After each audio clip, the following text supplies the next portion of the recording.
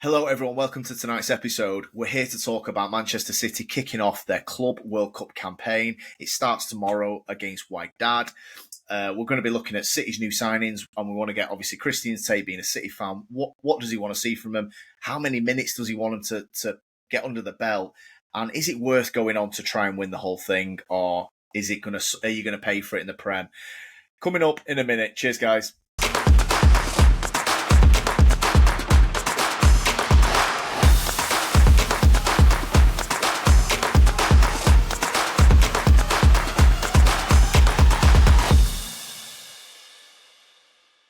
Hello, everyone. Welcome to tonight's episode of the Noisy Neighbours podcast. Here with my brother, we're going to talk about City's Club World Cup campaign. It kicks off tomorrow. We have just done a Club World Cup episode where we said we hate the whole idea. So now, typically, we're going to do a Can City win it and make my brother happy. So, Christian, your campaign starts tomorrow at 5 p.m. Yeah. I think we're doing a watch-along tomorrow. Yeah, we are, mate, yeah. You're dragging me into it to watch you put 7 past Wydad. Oh, yeah. That's it. So that's going to be good. So thanks for that. I'm enjoying the off-season at the minute. But, so they compete in Bitola, which is the top tier. Bitola is the top tier of the Moroccan Football League. You're going to batter them. It's going to be another 10-0. I don't know. I've heard some good things about that. when I do watch-alongs in the Prem, it's like I'm sat there hoping City lose. Now, it's like, I just know you're going to... There's no way... I'm hoping they don't score 20. Oh, yeah, just don't score 20. I know, this is it. You're going to enter the Prem season on the back of about 50 goals this summer. So anyway, Christian, what do you... Obviously, you're in it. I know, yeah. I think you sort of touched on it on the previous episode. You were talking about... You're a bit concerned that if it impacts the Prem and impacts the start of the season, typically with Liverpool not being in it. But you are here. Now, what is your thoughts on this tournament from a City fan's perspective? Are you thinking, let's go all out? Are you thinking, if we get to the semis, then go all out? Sort of the new signings. Just what's your whole take, really? Look, I think, we've just done our thoughts on what we think of this tournament as a whole. If people want to go back and watch this one, I'll just give a short summary. I'm not all for it. I think it's all about the money, and I think they're putting players' welfare at risk, and it could impact next season. However, so just to move on from that a little bit, one sure here, and yeah, we're going to see us against the absolute dross. We saw Bayern slam some team of bloody dishwashers 10-0. Now, you're going to get them games. However, when you get to the latter stages and, they might get a better attendance, there might be more than the 13 people that were at the Chelsea game. There might be 25. When it starts getting a little bit better, I will start warming up, and it's like, company's managing Bayern. It's interesting now. So look, once you're there and you get to the latter stages, and we'll be doing the watch-alongs, best believe I'll be behind the boys and I'll be wanting him to win. It's just one of them, isn't it? And I think for me, at this point, I just want to see a bit of the, some of the new signings, see what they're about, see if we've got, if this rebuild is on track and, we've spent wisely. We've seen Florian Wirtz has gone to Liverpool. I'm looking forward to seeing Cherky. I've seen a lot of clips of the lad in training, and he looks sharp and he looks exciting. He's one of them. He's just a bit of a mystery player, and I saw him in training, and he's like booting the ball up like 300 foot in the air, just bringing it down like the softest touch you've ever seen, like a Mahrez touch. So it's exciting, and I'm looking at it just more from that point of view. First few games, I want to see these signings, and I want to get excited. But yeah, well, let's say. I mean, what do you think, Alex? On what City can really take from it, realistically? Yeah, it's a weird one because my team aren't in it. I'm sort of my head's on the Prem, really, and if I'm looking at you and Liverpool, I'm looking at this thinking, is this inevitable that City are gonna come into the Prem with a hangover? Don't mean literal, although maybe Grealish might, but a Club World Cup hangover, or a no game for 4 weeks hangover. I don't know what your schedule is in between the Prem and the Club World Cup. We don't know that, but you're going to have to give the players a rest after this tournament, I'd imagine. So thinking I've got my Prem head on. I'm going a little early exit might not be too bad for City if you really believe you can go toe to toe with Liverpool. And I know you.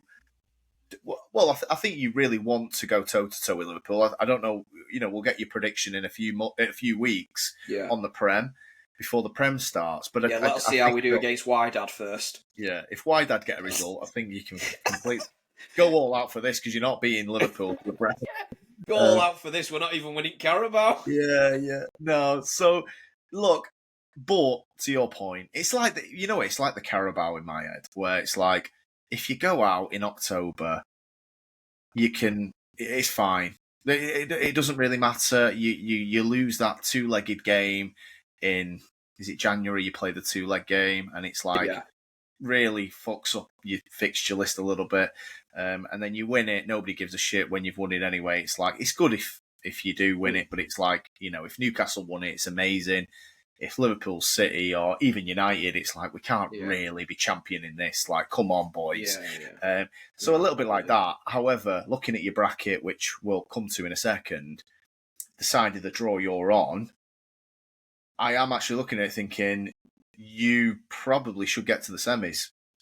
Yeah, like looking at it, unless you see some sort of an outlier from if City finish second, we could potentially get Real Madrid, couldn't we? So just for people watching who might not know the bracket, Christian. Yeah. Your group, City's group, you're in Juventus's group, so it's not coming top is not a formality. You have got Wydad and Al Ain FC, and then you've got Juve. So I'd imagine Juve and City will play off for the top spot. The group you are paired up with for the round of 16 is Real Madrid's. If Real Madrid comes second, City first, you face each other. If you come second and Madrid come first, you face each other. However, if you and Madrid come first, you're looking at maybe an Al Hilal or a Salzburg. Yeah. Then, say you get through that, the quarters, you're going to play one of probably Dortmund or Inter or a River Plate in the quarters. And then you would probably line up with maybe a Bayern in the semis.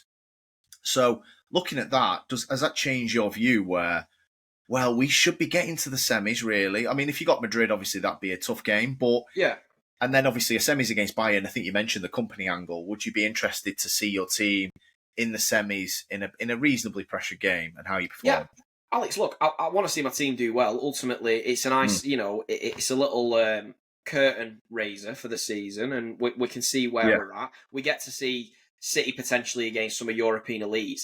I think what the interesting point around this will be is how serious teams are going to take it in terms of like when City play, like you're going to see some rotation with City tomorrow. I'm more meaning when we come up against Juve and if we're both battling for top spot, you're going to get a gauge for how serious City really are being and Pep. If Pep is going all out, like, and he's not subbing Haaland and like it looks full strength for 90 minutes, it's like shit, they actually want to win it. Same with Real Madrid, whatever they're going to do, and all the other teams in it. So, look, once you're there, I want to see them do well, and I want to see us looking sharp, and it gives a chance for these boys to bond a little bit. City have got a new look squad. We've got a completely new look midfield. If we're going to see Cherki in that 10 role, Reinders in an 8, and then Rodri in the pocket. So if you see that, look, you're gonna get a gauge for like this is exciting or this needs work. So yeah, it's beneficial in some areas. I don't think it's a bad thing. I just think I do agree with you in terms of could this screw us over in the long run for like an a potential immediate financial gain and a little bit of exposure and maybe some more fans around the world. And listen, if you are Liverpool, you are Arsenal, anyone else that's fancying competing for the Prem next year, if you're one of them teams, you're fucking happy City are there. And that's the best way I could put it. So it's not fantastic. But listen, we're going to be doing watch-alongs, and I'm going to be behind him, and I am going to be wanting to see him do well. I'm going to be wanting to see how good this team can gel together. You know, we know when Pep, signed and we did the first overhaul, it doesn't click straight away.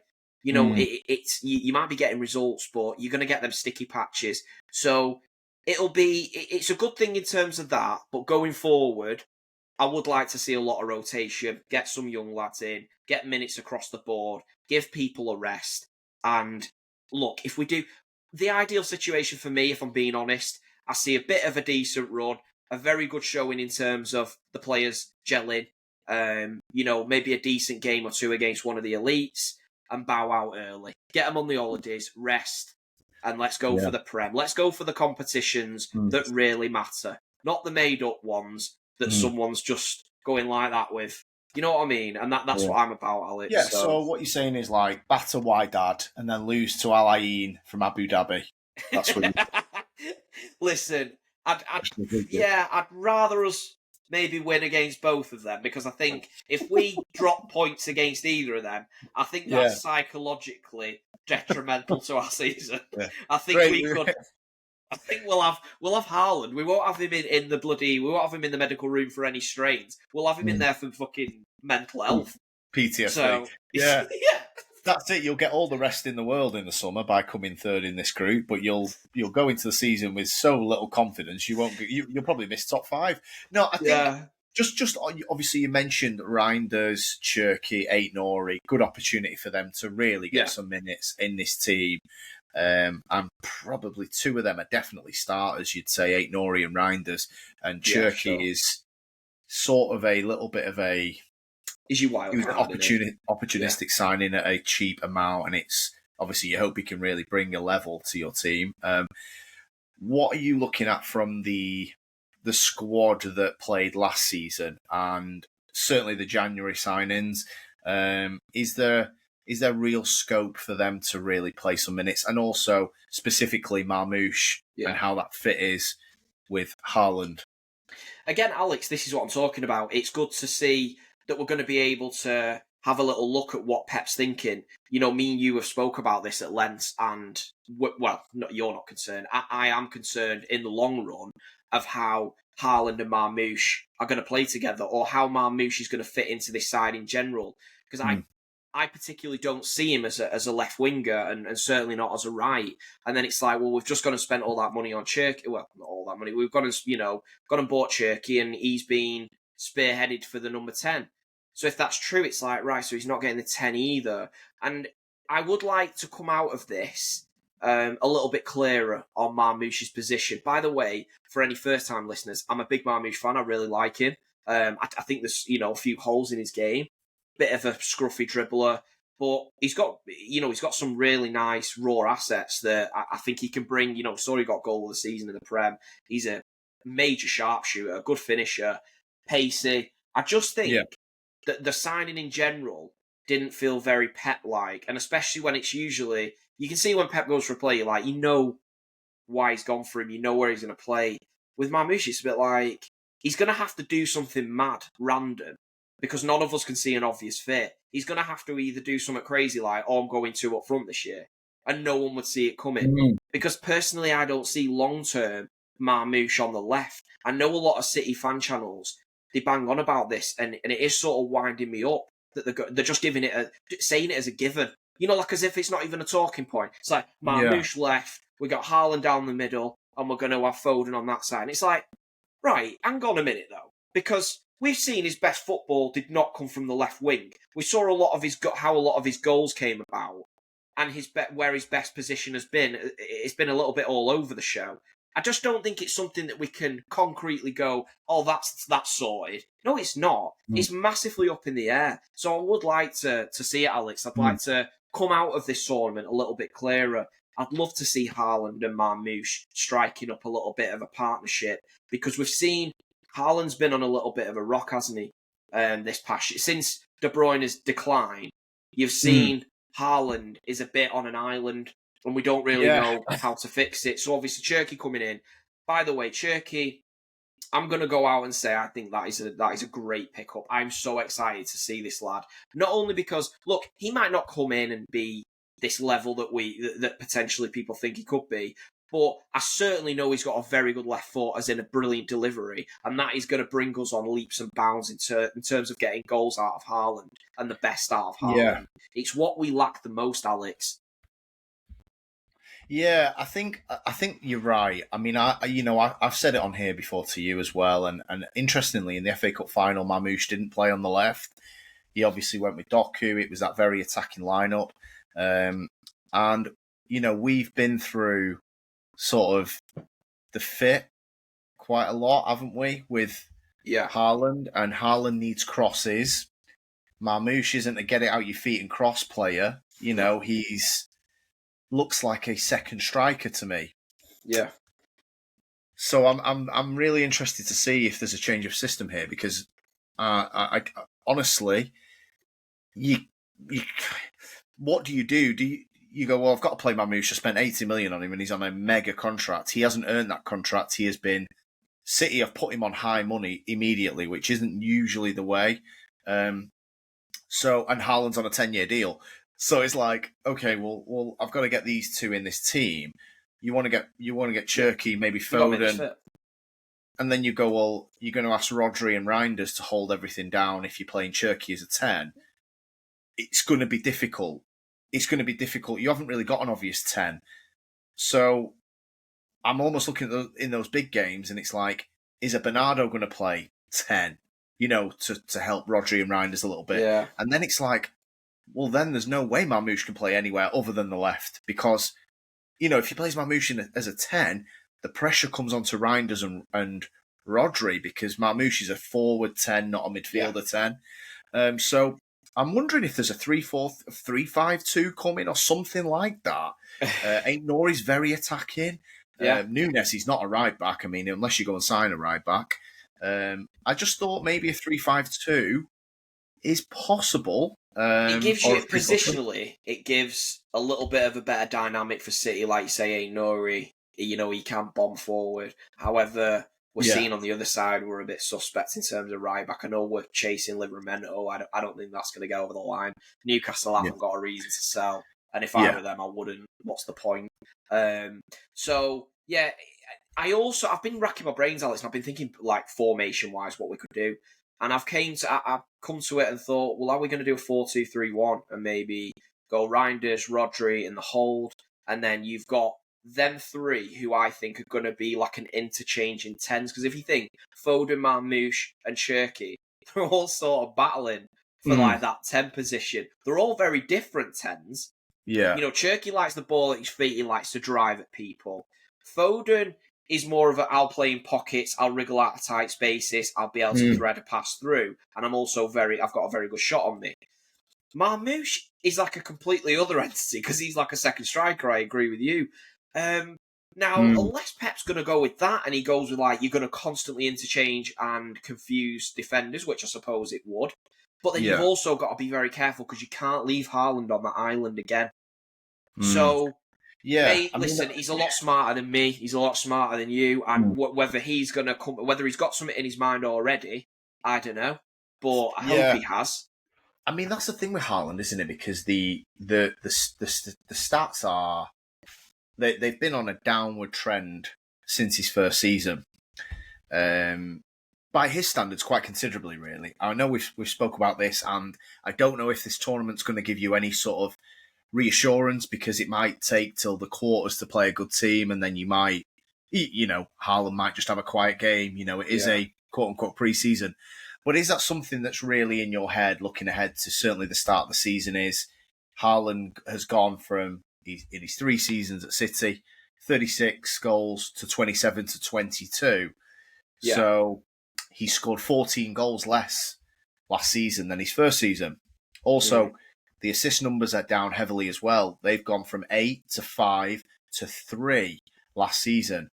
So is that something you're looking at from a perspective where this needs to go back up? We can't be hovering around the 22 goal mark again with this guy who's in for a 10-year spell. I know you're not raising the alarm bells and not putting the blame at his door, but are you thinking as a team we need to see that trend go back up with Haaland's goals? Of course, yeah, Alex, but this leans to... I'd just like to reiterate what you said. I know you agree with me on this. This is not on Haaland. This is on our poor recruitment choices. And we have seen all them things that you said then, they can all be explained. His reduction in assists. Well, yeah, because the players we brought in to play more minutes and have replaced players like Riyad Mahrez and De Bruyne have been shit. So ultimately, them players have not stood up to the mark. They can't. They've not been good in front of goal. They're very wasteful, not good finishers. And on top of that, the players in reversal to that, they can't create for him. So his goals have come down. So there's a clear explanation in it, and that's why I think the Cherki signing is massive. Reinders also, because he has them driving runs from midfield. I am really excited about it, but there is still a lot of question marks, undoubtedly. And not only that, Alex, you look at, and do you know another key player? And I think he doesn't get a shout quite a lot, and mainly because of the way he left. I know City fans don't really like him. He was a bit of a cult hero. I proper liked João Cancelo when he was at City. Unbelievably good footballer for a fullback. He could play on the left, he could play on the right, and we had that weird time where Cancelo was a lot better footballer than Kyle Walker, but Walker was just like unbreakable in that right back position and one of the best right backs the Prem's ever seen. So it was like, right, we're going to just have to make this work, and we'll put Cancelo at left back. And he had so many of them crosses where it was like the De Bruyne ball, where he could come in on his right from a left back position because we would have that much possession, and he could cut in and swing it in. We scored a goal. Do you remember the Dortmund overhead kick? No, it wasn't even overhead kick. That weird like scorpion kick or whatever. The heel kick. Yeah. And we had situations like that often. And City have gone away from that. And instead of having João Cancelo, who's got legit ability to put them balls in, we've been like, we've got Rico Lewis. These subtle little drop-offs lead to a huge crash. And that's ultimately what happened. Alex, I watched City's documentary, and it's called Together. Any City fans out there, I'm sure you've already watched it, but it's a great watch. It's about an hour and a half on YouTube, free to watch. And it showed it wasn't all plain sailing, and almost you forget as a football fan, like we did the 4P, you forget like how that season really went, and we had an awful spell. It was just before we came back from the De Bruyne was out injured, and obviously the Oscar Bob goal in the last minute, and that kind of set us back on track. But just before that, we were on a horrible run, like conceding last-minute penalties to Crystal Palace, and it was just terrible, dropping points all the time. Tottenham, Kulusevski last minute. And it made me think, and it was a bit like, this has been happening. This drop-off was not... We were all led to believe it's like, De Bruyne is just gone and all this shit. Really, it was a bit deeper than that. Because defensively, we've been suspect for a while. And yes, we ended up getting over the line. Rodri ended up just dropping 10 out of 10 performances in the Prem for about 5 months straight. We get over the line. De Bruyne hit 4. We did 4 in a row. But these signs were happening, and I genuinely believe we've got Kusanov in. I think we might need to strengthen the back line further. I hope we get another right back in, because I'm not seeing Nunes there all year. I don't give a shit whether Pep likes him or not in terms of that he's happy to play out of position. Yeah, he's happy to play out of position because the position we bought him in, he's useless in. That's why. That's why we're putting him there. And you're that embarrassed that you signed him for 40 million. You've had to find some role for him out of nowhere. He was not bought as a makeshift right back. He was he was meant to be like a marquee signing in the middle of the park. And he's shit. Oh, yeah. No, so I hear you. I really am not behind that one. I'd say that's the downside of this tournament is you don't know how much you're going to be able to take away from it. I mean, look, little actions of a Cherki Haaland link up, I don't see it, but a Marmoush Haaland link up as well would be good. I don't see the click there as much as maybe a Cherki. Obviously, Reinders and Rodri, albeit how much you're going to play Rodri is. I mean, I'm guessing you are going to just want to bring him in sparingly and bring him up 60 minutes, 20 minutes, this sort of stuff. Yeah. Obviously, if you got to Bayern in the semis potentially, and Rodri started, it would give you a really good idea. I suppose that would be quite good from your perspective to see, assuming you didn't get completely twatted by Bayern. It'd be a good, looking ahead to the season. I mean, if you beat them and got to the final, fuck me, go and win it, and the vibes are going to be great. Yeah, Alex, I think the main thing for me is I am looking forward to seeing the new signings, but I also just want to be a little bit clearer, because recently with Pep, it's just felt a bit erratic all over the show. We get that to that FA Cup final, and it was just like, I'm looking at the team sheet. I mean, I arrived at your house and we were going to do the watch along, and I was just like, we're fucking lost. And by the way, I don't pride myself on that's a bold take. Everyone knew looking at that team. You do not have Bernardo Silva, who was showing signs of being washed anyway. De Bruyne, who, yes, he's not, I'm not saying he's finished at that level, but in terms of playing against a strong, athletic English side in a cup final, and you're playing him in the, the most demanding position on the pitch, it was stupid. He's an offensive player. Exactly. He sold a couple of players down the river there. Now, I want to be a little bit more clearer. I want to see, look, if Oscar Bob is the guy that you want to bring in on the wing, then I want to see it. I want to see him play. I want to see if Cherky's your 10 and you bought him as a 10, I want to see him as a 10. Not this messing about constantly and this uncertainty of one day we'll have Marmoush there. And I know he did this with Alvarez. But the thing is, we still had Mahrez, we had Prime Bernardo, we had KDB, who was still at one of his peaks, really. You've got to get continuity. We can't be doing this, Alex. We've not got these luxuries anymore. You can't be going, Marmoush can have 10 minutes at 10. No, we can't now, because on the wing, we've got Savinho and Doku. We haven't got Prime Bernardo and Prime KDB anymore. They're not the guys. So that's it. I mean, I think you touched on it there. He didn't know his best team, and the FA Cup final showed that. He just chucked every offensive player out there with 4 defenders and a goalkeeper and just hoped for the best. We're talking about one of the best managers ever, by the way. Chucked out 6 offensive players and hoped for the best in a cup final. You weren't. I mean, it wasn't an injury crisis. It was, I just don't really know what to do. There you go. There's De Bruyne, Bernardo, man. We know the team. It was insane. And then, at 1-0 down, it was like, who do we even bring on? That's why Echeverri came on, because it was like, we've no other offensive players to bring on. Because I started 6 of them. That's it. It did feel, erratic's the best word I could use to describe it. And I don't know whether Pep was making a point. Sometimes it feels like he does do things for a reaction. I don't know whether that was part of the plan. Christian, if you did get to a Bayern, or if it was a round of 16 against Real, and you've got a best team, maybe a system as well, you don't know if the formation is going to change, at least it will give you a steer on, okay, this is what he sees going into the season, and you could project that a little bit, assuming you're happy with it, or we could debate what he actually comes up with. But yeah, you're so right. It has been scattergun. It's been scattergun in the transfer market. It's been scattergun with the starting 11s, and it peaked in the cup final against Palace, which you lost. I think the starting 11 had fed into that. But yeah, I think it's going to be an interesting month if City do get a good fixture or two. I mean, obviously that's what I want. That's what you want. That's what we all. Of course we do. Yeah, it's what we're going to do the watch along, because we're going to do the watch along because we're starved of football. I mean, we did the Nations League. That's another tournament. I don't know when that started. Don't know the rules of that either. What the format is. Just proper had withdrawal symptoms, bro. We were like, we've got to jump on and do something. Yeah, exactly. We were going to do either that, or we were going to do a live watch along with Britain's Got Talent. So it was like the magician. Yeah, no, you're right. So, look, anybody watching this, join us tomorrow, 5 p.m. UK time for Man City's first game of the new season. Is it classed as that? It must be, because your new signings are in. Yeah, look, any City fans want to join us on the watch along, or anyone in the chat, any of our subs, it'd be great, man. And I'm looking forward to it. A bit of a curtain raiser, and let's see, let's get it. I think it'll be good to see. I'm really excited, man. Reinders, Cherky. I think let's get it. I'm really excited about these new signings, and I think they're high level. So hopefully the boys prove me right. Let's get it tomorrow. Yeah, definitely. Let's do it. 5 p.m. tomorrow. I think we're also on as well.